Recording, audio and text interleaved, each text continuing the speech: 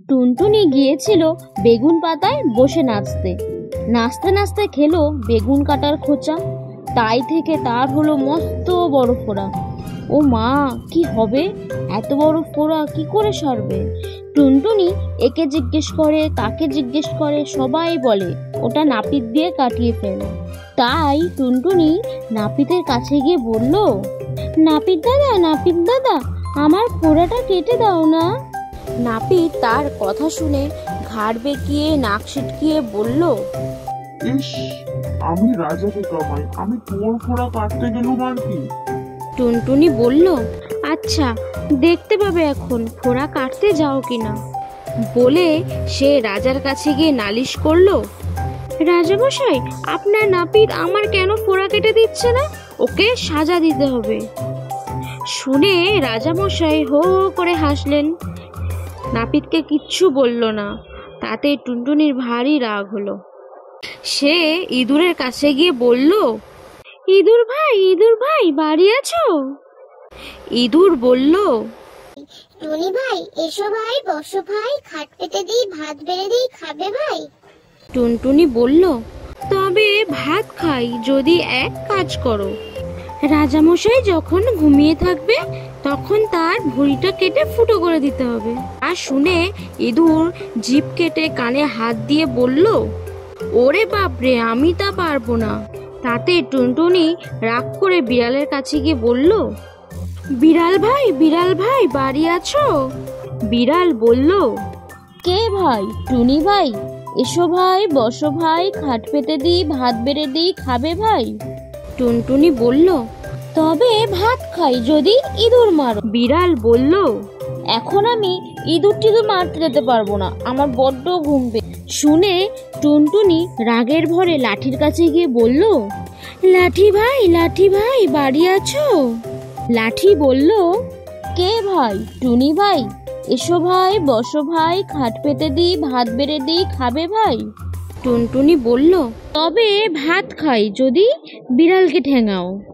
লাঠি বলল, বিড়াল আমার কি করেছে যে আমি তাকে ঠ্যাঙাতে যাব? আমি তা পারবো না। তখন টুনটুনি আগুনের কাছে গিয়ে বলল, আগুন ভাই, আগুন ভাই, বাড়ি আছো?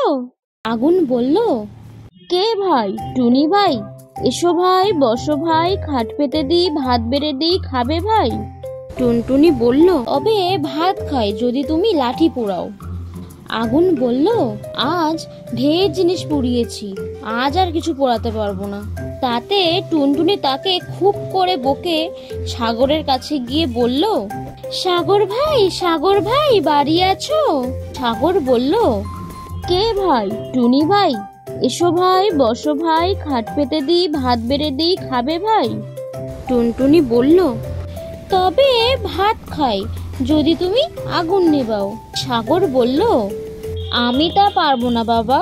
এবার টুনটুনি হাতির কাছে গিয়ে বলল, হাতি ভাই, হাতি ভাই, বাড়ি আছো? হাতি বলল, কে ভাই? টুনি ভাই, এসো ভাই, বসো ভাই, খাট পেতে দিই, ভাত বেড়ে দিই, খাবে ভাই?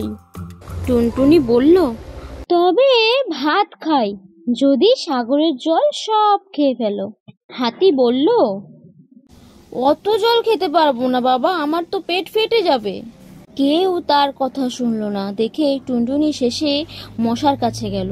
মশা দূর থেকে তাকে দেখে চিনতে পেরেছে। কে ভাই? টুনি ভাই, এসো ভাই, বসো ভাই, খাট পেতে দিই, ভাত বেড়ে দিই, খাবে ভাই? তবে ভাত খাই যদি হাতিকে কামড়াও। মশা বলল, সে আবার একটা কথা, এক্ষুনি যাচ্ছি, দেখবো হাতি বেটার কত শক্ত চামড়া। বলে এসে সকল দেশের সকল মশাকে ডেকে আনলো। বাপ বেটা ভাই বন্ধু মিলে হাতিকে কামড়াতে চললো। তাদের পাখার হাওয়ায় ঝড় বইতে লাগলো। পিন পিন পিন পিন ভয়ানক শব্দ শুনে সকলে প্রাণ কেঁপে উঠল। তখন হাতি বলে, সাগর শুষি। সাগর বলে, আগুন নেবাই। আগুন বলে, লাঠি পোড়াই। লাঠি বলে, বিড়াল ঠেঙাই। বিড়াল বলে, ইঁদুর মারি। ইঁদুর বলে, রাজার ভুঁড়ি কাটি। রাজা বলে, নাপিত বেটার মাথা কাটি। নাপিত হাত জোড়ো করে টুনটুনির কাছে ক্ষমা স্বীকার চাইলো আর টুনটুনির ফোড়াটা কেটে দিল। তারপর থেকে টুনটুনির ফোড়াটা সেরে গেল আর সে ভারী খুশি হয়ে আকাশে উঠতে থাকলো।